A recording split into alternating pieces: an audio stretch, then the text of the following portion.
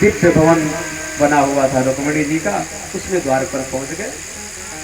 द्वारपाल खड़े थे, उनसे पूछने लगे कि भाई यहाँ पर श्री कृष्ण रहते हैं अंदर, ये भवन उन्हीं का है? उन्होंने कहा हाँ, ये तो हमारे द्वारिकाधीश का ही भवन है, श्री कृष्ण जी का। आप कौन हैं, आपका परिचय? तब उन्होंने बताया कि मैं तो उनका बाल सखा हूँ, मेरे बचपन के मित्र हैं, इसलिए आप उनसे बताओ जा करके कि मैं सुदामा उनसे मिलने आया है। द्वारपालों ने एक बार भी विचार नहीं किया, वो समझ गए कि भगवान की लीला कोई समझ नहीं सकता। एक बार हमने ब्राह्मणों का तिरस्कार किया था ना वैकुंठ में, तो हमें 3 जन्मों तक राक्षस बनना पड़ा। कहीं ऐसा ना हो कि दोबारा फिर से हमसे भूल हो जाए, तो कोई दूसरा अपराध हो जाए। तो कहा कोई बात नहीं है, हमें कुछ लेना नहीं, अपने मित्र से मिलना है। तब समझ गए द्वारपाल कि कोई याचक नहीं हो सकता है, प्रभु की कोई लीला चल रही हो। तो जाकर के दौड़ करके उन्होंने बताया कि शीश पका न जगा तन थे प्रभु, जाने को वाही बसे किहि ग्रामा, धोती फटी सी लती दुपटी अनुपाय उपाना नशीन विषामा। द्वार खड़ो जुग दुर्बल एक रहो जग सो, वसुधा अभिरामा, अपूछत दीन दयाल को धाम बतावत आपनो नाम सुदामा। चित्र व्यक्ति आज आया है आपके द्वार पर। हमने आज तक तो बड़े बड़े देवताओं को देखा है आपके यहाँ आते हुए, ब्रह्मादि देवता भी आते हैं आपके चरणों में शीश झुकाते हैं, और आज ऐसी विभूति आपके द्वार पर आई है ना कि न तो शीश पर पगड़ी है, न पैर में जूता है। एक धोती पहन रखे, उसी को आधे ऊपर से डाल रखा है शरीर पर, और बड़ा दिव्य तेज दिख रहा है उस ब्राह्मण के अंदर। वो अपना नाम सुदामा और आपको अपना मित्र बता रहे हैं प्रभु। भगवान जैसे सुने कि मेरा मित्र सुदामा आया है, सिंहासन से कूद पड़े प्रभु, चरण पादुका पहनना भूल गए, दुपट्टा कहीं और जाकर के गिरा। सुदामा सुदामा कह करके प्रभु बाहर की ओर भागे। सारे जितने बैठे थे सभा में, रुक्मिणी आदि उद्धव जी लोग सब पीछे पीछे भागने लगे कि आज प्रभु को ऐसा क्या हो गया। ऐसा तो प्रभु कभी नहीं करते, इतने बड़े बड़े देवता लोग यहाँ आए पर प्रभु ने ऐसी लीला कभी नहीं की। सब पीछे दौड़ते चले जा रहे हैं। आया तो सुदामा जी तो कृष्ण श्रीनिकेतन,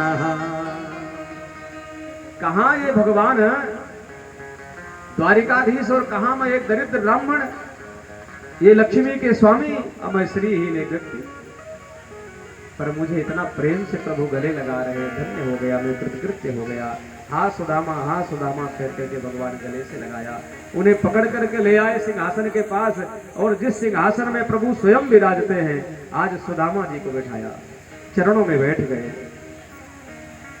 पूछने लगे सुदामा मित्र मेरा आया, कितने दिनों तक कहाँ था तू? रुक्मिणी आदि सोचने लगे कि ये कौन सा ब्राह्मण है ऐसा, भगवान आज ये क्या लीला कर रहे हैं। तब तक द्वारिकाधीश ने कहा देवी जाओ, एक घड़ा जल भर के ले आओ, मेरा मित्र आया है बहुत दूर से, मैं उसके चरणों को प्रक्षालन करना चाहता हूं। रुक्मिणी जी आज सौभाग्य समझा अपना, जी जल लाने के लिए तब तक मेरे प्रभु आज अपने नेत्रों के जल से ही उनके सारे जितने भी कंटक हैं सब निकाल करके अश्रुओं के धारा से उनके चरणों को प्रक्षालन कर दिया। ऐसे बेहाल बेवाइन सो पग कंटक जाल लगे उर्जोए, हाय महा दुख पायो सक आय तै न किते दिन खोए।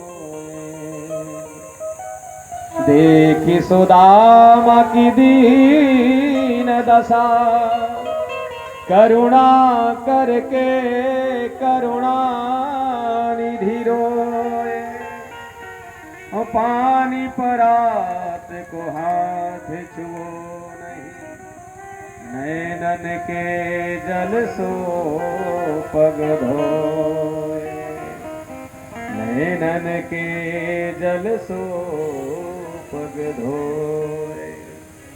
सारे कंटक जीवन के एक एक कंटक भगवान ने निकाला सुदामा जी के। रुक्मिणी जी घड़ा में जल लेकर के आई, स्तब्ध हो गई, देखती रह गई। मेरे स्वामी के अश्रुओं के द्वारा इनका चरण प्रक्षालन हो रहा है, अवश्य ही कोई विशेष विभूति है यार। भगवान चरणों में बैठे हैं। ये है ब्राह्मण भक्ति भगवान की। द्वारिकाधीश ने एक ब्राह्मण भक्ति करके दिखाया है। एक मित्र का सत्कार कैसे होना है भगवान द्वारिकाधीश ने बताया है कि मेरे लिए एक मित्र मायने रखता है, मेरे लिए गरीब और अमीर से कोई लेना देना नहीं। मित्रता में ऐसा कुछ नहीं चलता है कि वो मेरी बराबरी का होगा तभी मित्र होगा मेरा। सुदामा जी को ले गए, अपने स्वयं के पर्यंक में लिटाया है, भगवान चरणों में बैठ करके चरण दबाने लगे हैं। रुक्मिणी जी को काम नहीं मिला तो पंखा लेकर के झलने लगे कि मेरा स्वामी चरण दबाया, मैं क्या करूं, तो वो चरण पंखा लेकर के झलने लगे। भगवान चरण दबाने लगे, पूछने लगे मित्र सुदामा तुम कैसे हो, इतने दिन तुम कहाँ थे, बहुत देर कर। मित्र सुदामा कुशल क्षेम पूछी। भगवान ने उनसे पूछा कि सुदामा मेरे आने के बाद गुरुकुल में जब तुम गुरु जी के यहाँ रहा करते थे तो अपि ब्रह्मण गुरुकुलात् भवता लब्ध दक्षिणात् समावृत्तेन धर्मज्ञ भार्योढ़ा सदृशी नवा। क्या तुमने अपने अनुरूप उस स्त्री के साथ विवाह किया कि नहीं किया? इससे आप समझ गए होंगे कि उस स्त्री का इशारा भगवान का क्या था। उसी सुशीला की बात कर रहे हैं जो शास्त्रार्थ में जिसको सुदामा जी ने पराजित किया था। सुदामा जी ने सोचा कि ये मित्र है, अभी पत्नी के बारे में पूछ रहा है, अभी कहेगा कि कुछ उपहार लाए हो, तो इतना वैभव मैं इसका देख करके ये 4 मुट्ठी तंडुल में कैसे इसको उपहार में दूंगा। तो सुदामा जी बात बदलने लगे कि मैं तो अपना बताऊंगा, पहले तू बता कन्हैया तू कैसा है, तुमने विवाह किया कि नहीं किया?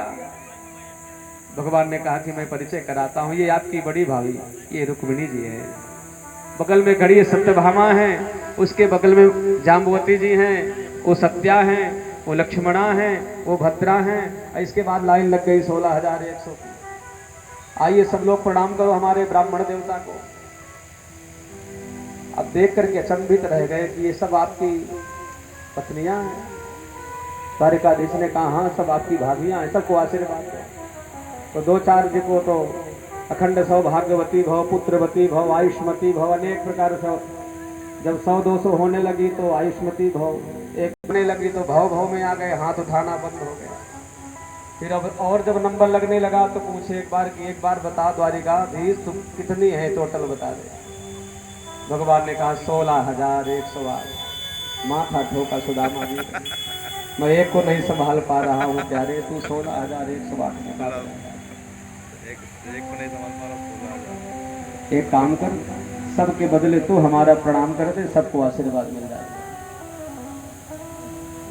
मैं तो सवेरे तक में निमोनिया हो जाएगा, मुझे सबको आशीर्वाद देते देते कहां तक दूंगा आशीर्वाद। अब ये बताओ तुम मित्र तुमने विवाह किया कि नहीं किया? तब उन्होंने बताया कि हाँ भाई मैंने किया, उसी सुशीला के साथ किया। और सच बताऊं कन्हैया, उसी सुशीला ने भेजा है तुम्हारे पास, कहा कि जाओ मित्र से मिल करके आओ। तब तो फिर अवश्य भाभी ने हमको कुछ दिया होगा। अब सुदामा जी संकोच करने लगे, कांख में दगाए पोटली दबाने लगे। तो भगवान ने कहा बताओ सुदामा तुमने कुछ लाए हो कि नहीं लाए हो? अब वो कैसे कहे, हाथ दबाए चले जा रहे, तो ये हाथ क्यों दबा रहे हो?